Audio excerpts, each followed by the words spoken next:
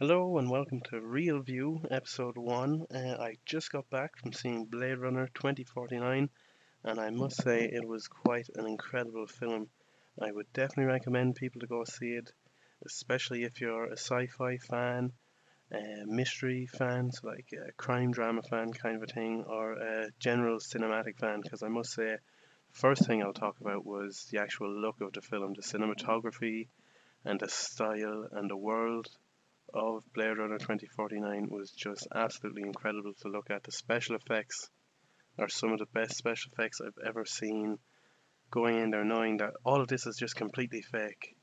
This is all CGI. This is all fake. This is all done on a computer, and it all just looks so real. There's holograms in it and a lot of neon and I say they had a lot of practical sets for the actual buildings and stuff, but just the aesthetic of them, what I would compare it to is kind of Star Wars, where you can just look at it and you can go, that's Star Wars, that looks like Star Wars, that looks like Star Trek. I think you could also go, that looks like Blade Runner because it was just so distinct and so good looking. Everything about it was so cool, and nothing seemed out of place with all this kind of clunky hi-fi technology that they had, and it was just absolutely stunning to look at. I must say the colors and the scenes that they had. There's a lot of like flying cars and stuff and rain, obviously since it's a noir film, and just some of the stuff. There's one scene in particular, and it's just an awful lot of rain hitting the camera as it follows the cars swooping in around buildings and stuff. And it was just very beautiful to look at. And one thing I will say though against it, there's an awful lot of long pauses in the film, an awful lot of long shots, and they're good in the sense you can appreciate the view and the world that they've set up. It gives you a lot of time to look at what's going on and kind of get your own bearings of the world that the film is set in. But there is then an awful lot of shots just looking at Ryan Gosling, who plays Agent K, not to be confused with Men in Black's Agent K, but he's not called Agent either. He's just Officer K or whatever. Just call him K. And he has a serial number. There's an awful lot of long shots of Ryan Gosling, and some of them are very beautiful and aesthetic, and of course they're beautiful to have Ryan Gosling in them. But yeah, a lot of them are just a bit too long. The film is like 2 hours and 40 minutes, and it is very slow. So if you're going into it, you'd want to go into it with the mindset that you're going to be looking at a lot of slow, scenic views with a lot of. There's not much music in the film, and the music is very similar in the scenes that it is in. Like there's no soundtrack to it. It's not like The Martian or anything where like there's actual pop music and stuff. It's none of that. It's all its own score, and the score is very similar in all the scenes that it is. It kind of flows in and out throughout the film, and it fits really well with the world they've set up. Um, of course, the first one took place in like 2019, and it's set in the post-apocalypse. So that's what's going to happen when Donald Trump inevitably wins his second term.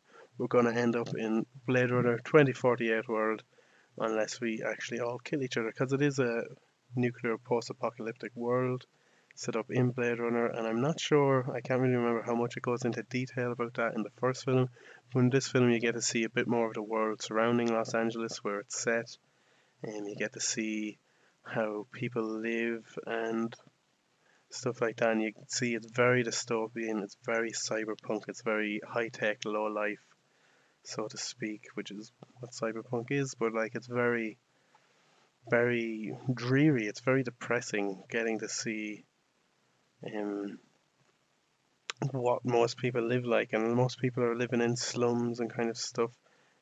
Kay has his own apartment, which makes it look like he's middle class, and he has his own apartment, and he has his holographic wife or girlfriend, played by Anna de Armas, which is an absolutely beautiful, talented actress that she is.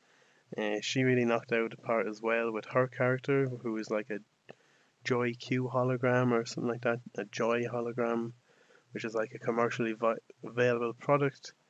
Um, and then you have Jared Leto's character, who's the main antagonist, and there's also his underling, who is another replicant called Love, and the two of them are just they're very weird characters. I wouldn't call them relatable. The acting is brilliant all around from Harrison Ford and Ryan Gosling and especially Jared Leto. Jared Leto was brilliant in the film, but his character is completely unrelatable because he's absolutely nuts. He's just a complete psychopath that like he sees himself as a sort of god. I would say there's a lot of biblical references that he makes and things like that, and he's trying to put himself into a higher tier of power and control more of the world. He says he wants to control space, even because his company is essentially providing all the food for the planet through synthetic means since the apocalypse has destroyed all of the plants and trees in the world and most of the wildlife and stuff, which plays into the film because Jared Leto's entire huge building, which is the Wallace Foundation or whatever it's called, most of it is made out of wood, which is like worth 10 times as much as gold. There's a little figure, a wooden figure, and it's enough to buy a horse in this world. So I imagine a horse in the actual Blade Runner world is worth dozens of times more than a horse in our world, which is, depending on the horse, can be thousands upon thousands of dollars, or if it's an actual racehorse, hundreds of thousands of dollars.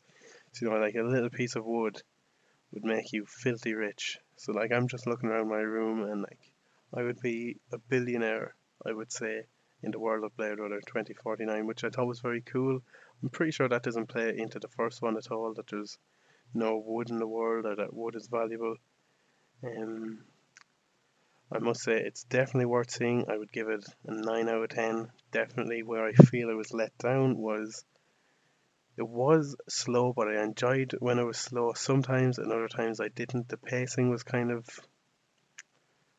it was 9 out of 10 pacing. It's pretty good, but there's some parts of the film you're kind of like, get on with it, get to the next part. Um, it's very kind of anticlimactic as well. There isn't really a big final happening in the film, but it's not a blockbuster, it's not an action movie, it is a crime noir. Um, the mystery that is woven throughout the film that Ryan Gosling is trying to solve and stuff, it is, if that was considered a climax, it kind of comes a bit too soon. It kind of comes right before the climax should have came. And then it just kind of finishes off, you get your final act or whatever. Um, that all kind of happened just a bit. The final act probably extends out a bit too much from when you find out the actual mystery and stuff like that. So that's why I'd say it was let down. Just like, I know the film is maybe 10 minutes too long of 2 hours 40 minutes. I think there could have been a few cuts made here and there that wouldn't have impacted the film much at all.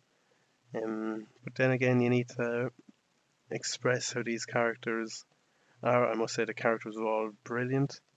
They're all very unique, and they all had their own motivations and stuff like that. Even the hologram that uh, Ana de Armas plays has her own motivations, and you can see that there's stuff going on with the Lieutenant Joshi, who's played by Robin Wright from Forrest Gump and House of Cards. There's a few actors that were in it that I was very surprised to see in it that I won't say because I think it might be a bit spoilery. But yeah, overall, it was a fantastic film. I'm very happy I got to go see it. I would highly recommend that you go see it too. And other than that, that's my review. 9 out of 10 is what I would give it. And then this is just extra stuff that I'm going to talk about at the end of the episode.